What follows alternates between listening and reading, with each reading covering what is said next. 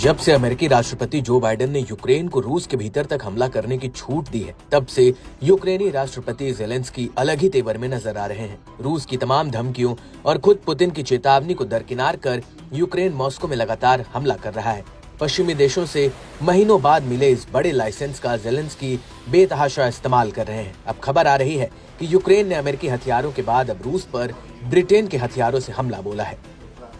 यूक्रेनी बलों ने ब्रिटिश स्टॉर्म शैडो क्रूज मिसाइलों से मॉस्को के भीतर तक बड़ा हमला किया। ज़ेलेंस्की के इस आक्रामक रुख से रूस यूक्रेन युद्ध ने अब नया मोड़ लिया है।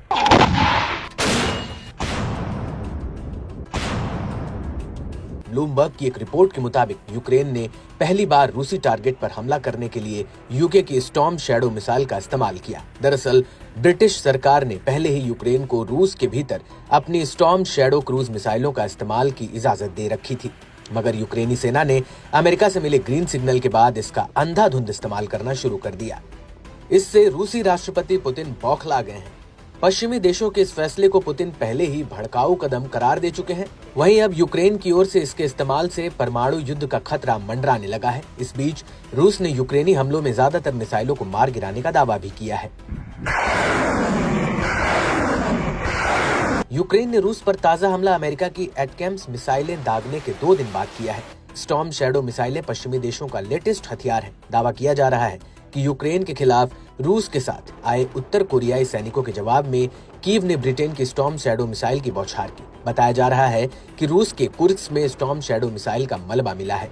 इसके अलावा चश्मदीदों की माने तो कम से कम 14 बड़े धमाकों की आवाज सुनी जा सकती है, जिनमें से ज्यादातर के मिसाइल के आने जैसी तेज सीटी की आवाज सुनाई देती है। रिहायशी इलाकों से आई फुटेज में दूर से काला धुआं उठता हुआ दिखाई भी दे रहा है।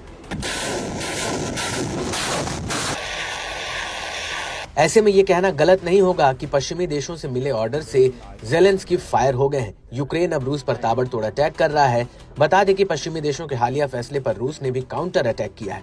पुतिन ने रूस की न्यूक्लियर डॉक्ट्रिन में बड़ा बदलाव कर सख्त संदेश दिया है। इसके तहत अगर किसी परमाणु संपन्न देश की मदद से कोई देश रूस पर हमला करता है तो रूस परमाणु हथियारों का भी इस्तेमाल कर सकता है।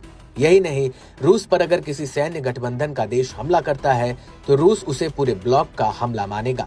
ऐसे में दोनों पक्षों की ओर से कड़ा रुख दुनिया भर के देशों की बेचैनी को बढ़ा रहा है।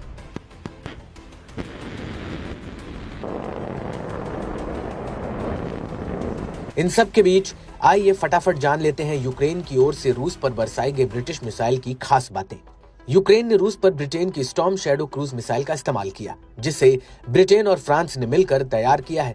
इसकी मैक्सिमम स्पीड 250 किलोमीटर है। फ्रांस में इसे स्कल्प के नाम से जाना जाता है। इसे लड़ाकू विमान से लॉन्च किया जाता है। ये ध्वनि की रफ्तार से भी तेज उड़ती है। साथ ही इसकी रफ्तार एयर डिफेंस सिस्टम को भी चकमा देने में सक्षम होती है।